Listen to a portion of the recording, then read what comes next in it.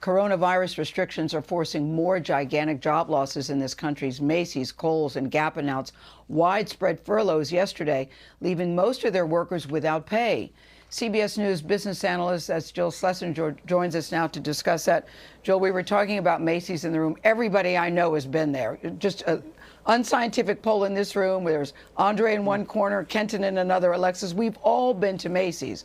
And we knew that they were in financial trouble. But do you think that they can now survive this pandemic? I can't imagine a world without Macy's.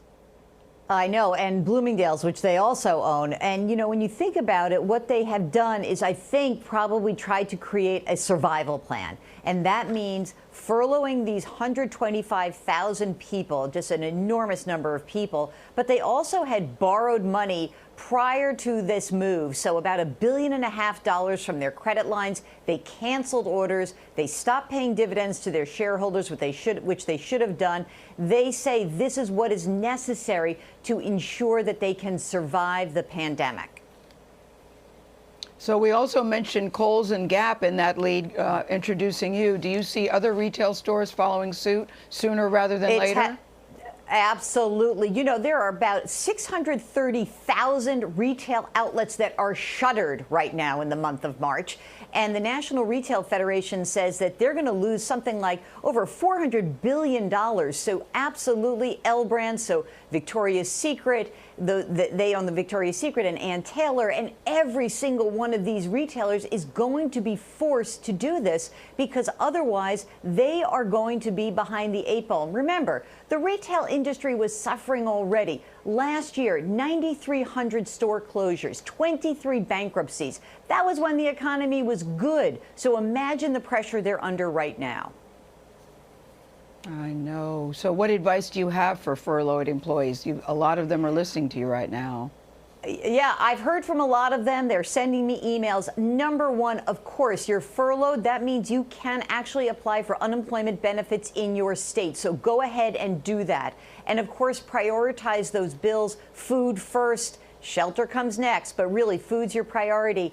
And I would say this, although you hope you're going to be rehired, and Macy's hopes, and all these retailers hope they're going to bring these folks back, I would be looking for a job in all of those places where there are job announcements, whether it's a Walmart or Amazon or Dollar General or CVS.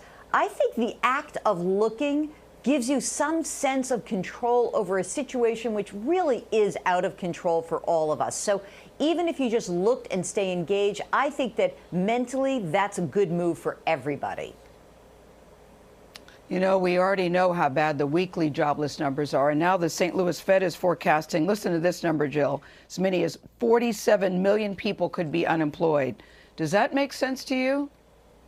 Well, I saw that report yesterday. I love the researchers at the St. Louis Fed. They do tend to be somewhat curmudgeonly, as many economists are. Here's what I think we know. We're going to see weekly claims come in another staggeringly high number. We will get monthly jobless numbers on Friday. And this month, for the month of March, the numbers are not going to look so bad, maybe a loss of about 150,000 jobs. Still, that would snap a more than 9-year winning streak. The job situation is going to be getting worse and worse, at least for the next few months. While I hope it doesn't get up to that 30% number, most of the economists that I speak to really do expect us to peak at 10, 12, maybe 14%. My hope is that this will be short-lived, but I don't want to pin this on hopes. We all have to prepare for the worst. Yeah. I know that's hard to do, but we'll get through this. That is hard to do, and I'm thinking you're calling them curmudgeonly. I bet they like that, Jill. Thank you. Thank you very much. I know you mean it with great affection. I know. Thank you very much.